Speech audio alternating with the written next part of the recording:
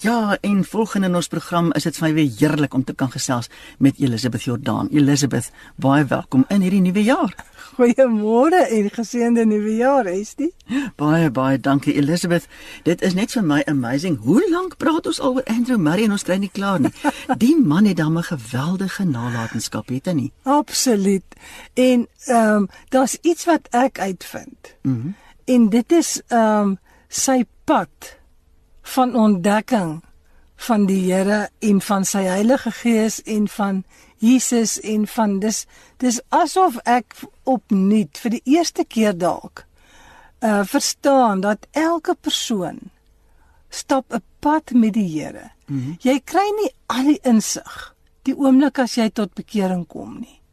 Dan begin jou groeipad. Dis reg. En jy weet mos wat ons geleer het oor Dawid se Psalm 23. Ja. Dat hy vat ons eers, dan lei hy ons na waters waar daar rus is en waar ons hierdie heerlike groen grasies eet en alles is net so vrolik en lekker. En onthou jy daai dae van toe ons tot bekering gekom het? Dit is mos hierdie geweldige avontuur. Jy ontdek die woord van die Here. Jy leer, ek onthou een van die eerste figure in die Bybel wat ek bestudeer het was Petrus. Toe kom ek agter Petrus is regtig iemand. En dan vat hy ons op spore van geregtigheid om sy naam se ontwil. Ja. Wat hy eintlik daar in 'n klein matetjie gesê het is om sy naam se ontwil is hy Jesus se wandel met ons is om sy naam te verheerlik. Wow. So dan vat hy ons op hierdie spore van geregtigheid. Dit is om ons te leer om gehoorsaam te wees aan hom. So hy doen baie dinge op daai spore van geregtigheid en elkeen van ons loop op ons eie paadjie. En die paadjie lei na die vallei van doodskaduwee. Waar jy totale afhanklikheid van Jesus moet leer. Van jou herder. En waar sy stok en staf wat vir jou glad nie na aangename artikels lyk nie, vir jou moet deur daai vallei kry. Dis 'n proses waar 'n mens gedink het jy's okay vir baie lank en jy kom reg en skielik kan besef jy die goeders wat altyd jou deurgedra het en dit werk nie meer nie, né? Ja. Absoluut. Nou skielik is die pad nou baie bietjie moeiliker, dieper en onverstaanbaar. Ja. Want jy kan nie verklaar hoekom is dit nou so nie. En so ek het agtergekom dat Andrew Murray het op so 'n pad geloop en elke keer as hy op 'n volgende ontdekkingsreis is saam met die Here, dan praat hy daaroor en omdat hy so 'n publieke figuur was in Suid-Afrika, het mense na hom geluister en hy het sy briewe wat hy geskryf het aan die kerk is gepubliseer. So ons kon dit sien en natuurlik het hy boeke geskryf. So hy het as mens sy lys van boeke in die volgorde sit wat hy dit geskryf het, dan kan jy agterkom wat het in daai tye in sy hart geleef, want as hy die boek skryf, dan het hy nou al 'n paar jaar oor hierdie ding gebroei. Ja. Ja. En met ander woorde as jy in sy boeke sit die titels maar ook die inhoud kyk, dan sien jy die groei. Die groei wat in hom plaasgevind het, nee. En dan in sy wandel noem hy byvoorbeeld die name van mense. Ek onthou daar's een man, Ter Stegen, wat hy herhaaldelik aangehaal het in sy boek van in die heiligdom. Toe gaan koop ek hierdie boeke. Dit is in Hoogduits met Duitse kursiewe skrif geskryf. En maar ons het daarom ons Duits op skool gehad, so ek kan dit daarom lees, maar ek kan nie sê dat ek verstaan wat ek lees nie, want ek moet eers ontsyfer wat is die woordjie wat daar staan. Wow. En dan soek ek dit Google Translate op, dankie tog.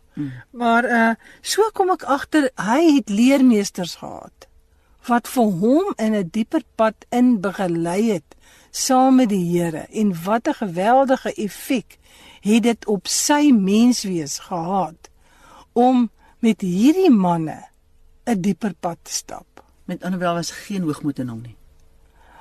Die Hy het besef. Ja, absoluut. Insig nodig van ander. Ja, en so as ek na sy pad kyk en ek sien hoe hy as 'n jong man in die bediening inkom, hy was nog nie eers 21 nie. En sy broer vir hom sê, jy's nie ernstig genoeg om 'n predikant te wees nie. Jy moet ophou om so baie te lag. Jy weet, en dan, want hy was 'n grapjas.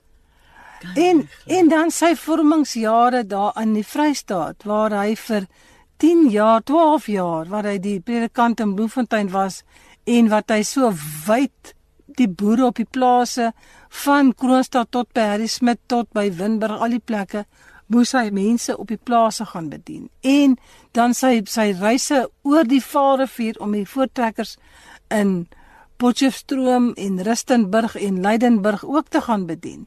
So, daar's absoluut iets in hom gevorm, en een van die geweldige goed wat ek gevoel het, gevorm was, in hom, is hoe preek 'n mens op die persoonlike vlak van iemand om jou te hoor. Dit is wat hy in die Vrystaat geleer het. Toe hy nou beroep word Woester toe, te sê die mense, hy skiet soos iemand wat met 'n geweer aan sy sy staan, hy mik nie eers nie. En dan sê hulle vir hom, dink hy ons is nie gered nie. Want sy fokus was om mense in die koninkryk van God in te kry. Ja. En dan sy vormingsjare, of sy die volgende vordering wat hy gemaak het, was tydens die herlewing. Wat hy die herlewing wou stop, want hy het nie geweet wat gaan nou hier aan nie. En toe sê iemand ons vir hom, staan terug en kyk wat is die vrug. En toe sê hy in sy eie getuienis, toe sien hy hoe die Heilige Gees werk, en hy begin saam met die Heilige Gees werk. En toe daai verskriklike, moeilike jare, wat al 'n vallei van doodskaduwee was, van die hofsaake, wat die liberale teologiese ouens teen die NG Kerk gemaak het, en hy as moderator, self sy verdediging van die kerk in die hof moes gaan doen, omdat daar nie advokaat vir hulle was nie. So dit was vir hom geweldige diep jare. Maar dit wat by hom gebly het, was sy blootstelling wat hy gehad het, byvoorbeeld in Skotland en in Engeland, aan evangelisasie predikers. En die herlewings wat hy daar gesien het, en hoe die herlewings was. Nou verlede keer in Desember het ons nou gepraat oor 'n evangelisasie toer wat Andrew Murray in Suid-Afrika onderneem, en hoe hy verduidelik die voorbereiding wat 'n gemeente moet tref vir herlewing, om daar te kan begin. Wat eintlik vir my so fantasties wonderlik is, sy insig. Sy diep insig. Hy kyk na 'n ding, en dan is dit asof hy in sy kop vra, hoe pas ons dit toe waar ek bly, en in my eie lewe? Wow. En so vandag kom ons by 'n ding in sy lewe, en wat vir hom regtig 'n vallei van doodskaduwee was. En dit is hierdie evangelisasie reise wat hy gehad het hy sy stem verskriklik ooreis. En sy spraakstem. Ja, in 1879, die reise was in 1877, 78 en dan begin 79. Gebeur dit nou, en hulle noem dit 'n verswakking van die keel. So sy keelspiere, alles het so verswak dat hy kon beswaarlik praat. En hy kon vir lang tye glad nie sy stem gebruik nie, en hy was gedwing tot stilswye. Hierdie toestand het meer as 2 jaar geduur. Wat? En soos byvoorbeeld belangrike konferensies by Montetjie en Woester, herlewingskonferensies, moes sonder sy teenwoordigheid voortgaan, want hy kon nie praat nie. En in Oktober 1879 het die synode weer vergader. Hy was die uittredende moderator, en hy moes nou die rede lewer daar. Toe kan hy nie. Toe moes 'n ander dominee Philip Vore vir hom instaan om dit te doen. En die notiele vertel hoe daai hele vergadering opgestaan het om hom 'n eerbetoon te gee vir die geweldige goed wat hy gedoen het. Onthou hy toe al die Huguenot College begin vir Christen onderwysers. Deur sy visie deur Normaal College in Kaapstad begin om Christen mans onderwysers op te lei. Hy het die Sending Instituut begin om sendelinge in die land in te stuur. Hy was saam met sy broer en nog ander instrumenteel vir die stigting van die Kweekskool in Stellenbosch. Weet so daar was sy invloed in die kerk was net so ryk en diep en hulle hy sê nou in hierdie tydperk wat hy nou so siek geraak het, moes hy wegvlug en by mense gaan wegkruip, by vriende van hom, sodat al hierdie besoekers hom nie kon vra hoe gaan dit nou met hom en is hy al beter nie. Want hy kan nie praat nie. Hy kan nie praat nie. Okay, so en toe gaan hy nou op hierdie soektog na genesing vir sy stem. Hy gaan bly vir 'n ruk in die Karoo, met die hoop dat die droë klimaat wat daar is en die behandeling van 'n dokter wat besondere kwalifikasies nou sou hê, hom kan help. Hulle sê dit was absoluut 'n baie 'n tyd van groot bekommernis in Suid-Afrika, want die Transvaalse onafhanklikheidsoorlog, die eerste Anglo-Boereoorlog het pas uitgebreek. En sy oudste dogter Emmy het skool gehou in Pretoria. En sy jongste suster Eliza was getroud met 'n dominee Hendrik Neetling en sy broer James wat 'n boer was daar woonagtig naby Utrecht. En dit het hulle dit in Transvaal is nou in Natal. En dit was maar 50 km van Majubaberg waar 'n vreeslike groot slag plaasgevind het. En sy broer James het aan die boere se kant in hierdie slag van Majuba deelgeneem. En hy was die ou wat toe die Engelse generaal geskiet is en dood is, het hy 'n sakdoekie oor hierdie generaal se gesig gaan sit. Wow. Ja, so sy dogter Emmy word in hierdie tyd in gevangenskap gehou in Heilbron in die Vrystaat. Sy mag nie teruggaan want sy is 'n Christen onderwyser en hulle is bang vir haar invloed. So vir Andrew Murray was alles, hy het sy stem verloor En al die ander en al hierdie goed gebeur nou en nou die kommunikasie met Transvaal is afgesny en nou sit Andrew Murray in die Karoo. En hy mag nie praat nie, hy gaan nou deur 'n behandeling wat hy self ons so 'n bietjie gaan kyk hoe hy dit geskryf het en hy besluit wel as ek nou hier is, kan ek net sowel skryf. En dankie tog net ons op sy woorde. Ja. En sy gedagtes en sy lering. Ja, so hy begin toe en hy publiseer klein goedjies in De Christen. Dit is 'n tydskrif wat verskyn het. Vir in die plek van die kerkbode wat vir 'n tyd lank nie gefunksioneer het nie.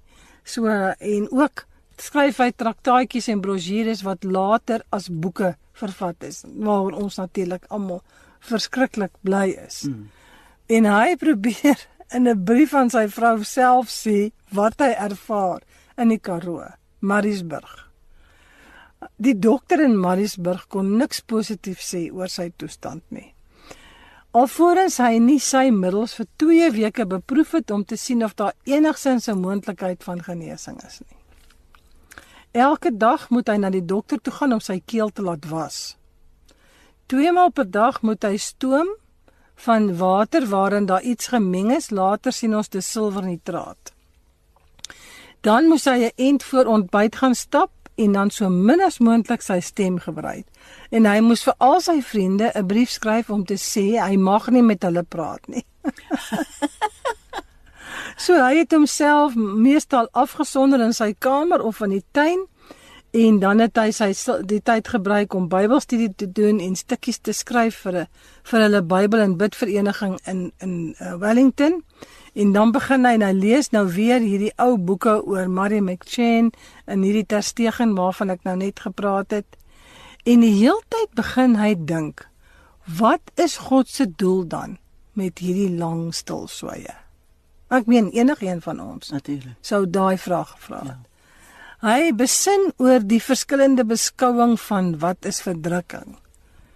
Dat dit 'n kastyding van die Here is of 'n dissiplinering oor een of ander sonde, of dat dit met gesien moet word in die lig van God se vriendelikheid en liefde. En hy beleef dit dat God se vriendelikheid hom hierdie tyd van afsondering bied.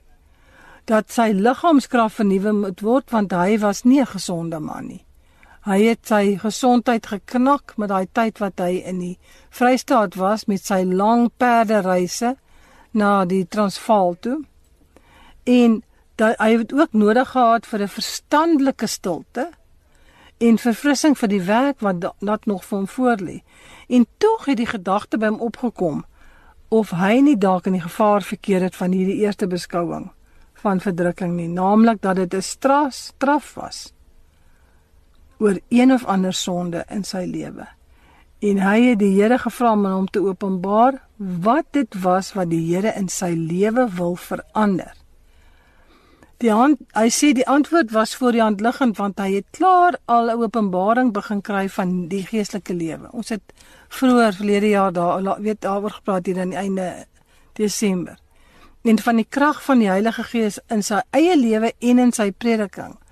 So maar die hoe en die waar om die verandering toe te pas, was die vraag. Wow. En wat het verhinder?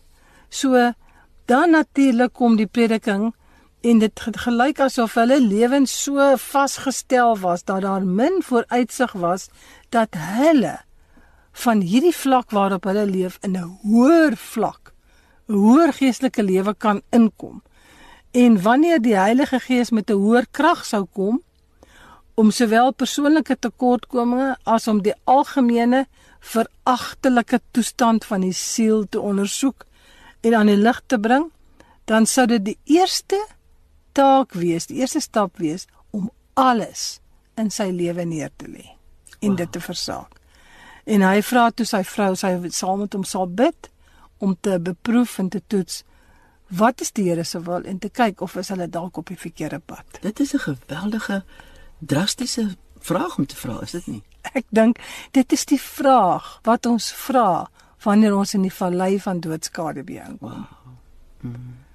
Dan, ek weet nie of jy dit al beleef het nie, maar ek het definitief al sulke tye in my eie lewe beleef, dat ek vir die Here sê, Here, wat gaan nou aan? Ek sien nie 'n pad vorentoe nie, ek kan nie agtertoe weer teruggaan nie, en nie om my sien ek nie 'n antwoord nie. Wat is dit? En ons ploeter maar gewoonlik net aan. Nou Andrew Murray kon nou nie aanploeter nie, want die Here het hom net eenvoudig gestop. Hy het hom stil gemaak. Hy het hom absoluut stil gemaak. So hy gaan toe na sy broer Charles toe op Graafry net. En Charles skryf 'n brief aan die koerantjie, die blad, die Christen. En na die gesin in Wellington met die teleurstellende nuus dat daar geen verbetering in Andrew Murray se keel is nie. So die hele gemeente was vreeslik ontstel om dit te hoor. Die dokter het gesê miskien moontlik oor 3 maande, maar hy kon glad nie sê of Andrew Murray weer sy werk sou kon hervat nie. Okay, so nou saam met dit is nou hierdie ding in Transvaal. So dit stap eintlik so saam. So Andrew Murray kry nou na 'n paar maande boodskap dat die oorlog in Transvaal het nou op 'n punt gekom dat hulle 'n wapenstilstand, skietstilstand het. En daar is 'n moontlikheid van vrede. En hy begin skryf aan sy boekie met die onderwerp hoe om Christus te volg. En dan 'n paar maande later sê die dokter in Maritzburg vir hom dat hy nie meer die behandeling kan voortsit nie. Want hierdie silwernitraat wat hy doen is nie meer raadsaam nie. Hy sê maar Andrew Murray moet nou maar huis toe gaan. En dan begin hy nou in 'n kamer oefen om te praat. Hy praat net eers met homself, sodat hy nie sy stem moet projekteer nie. En dan lees hy goed voor en dan kyk hy of daar nie ietsie gebeur met sy stem dat dit nou. So Andrew Murray is nou nie heeltemal oortuig in hierdie ding nie. En hy weet nie so mooi nie, maar in hierdie tyd begin hy besin oor, behalwe nou die ding wat hy het begin, hy besin oor die Afrikaner en die verskriklike anti-Engelse sentiment wat in die Afrikaners ontstaan het weens iemand wat in die Parel 'n traktaatjie geskryf het in ons land, oor ons land en ons volk, en 'n besliste stem om die gevoel van nasionaliteit te handhaaf en nie te vermeng, die nasionaliteit moenie vermeng word met die godsdienstige sentiment van 'n volk van almal moet gered word nie. Wat? Andrew Murray sê is iets onheiligs en boos in hierdie anti-Engelse gevoelens en hy begin dink aan ding wat hy wil sê, die vraag, wat sou Jesus gedoen het? En hy trek dit in homself in en hy sê, dit is so jammer dat Christus se voorbeeld nie die meeste Christene se voorbeeld is nie. En die vraag moet beantwoord word, Christus se gees alleen. In sy gemeenskap kan ons 'n antwoord gee. En as ons weet wat Christus sou doen, dan gee dit ons die krag om voort te gaan. En dan moet ons nie 'n stem gee aan hierdie halfsluimerende Hollandse bevolking wat net ingeënt is met die Christendom nie. So hy begin iets sien wat hy later volledig sien met die Anglo-Boereoorlog en daarna. En hoe hy dit waarneem en sê, maar hierdie goed is besig om 'n volk uitmekaar te trek.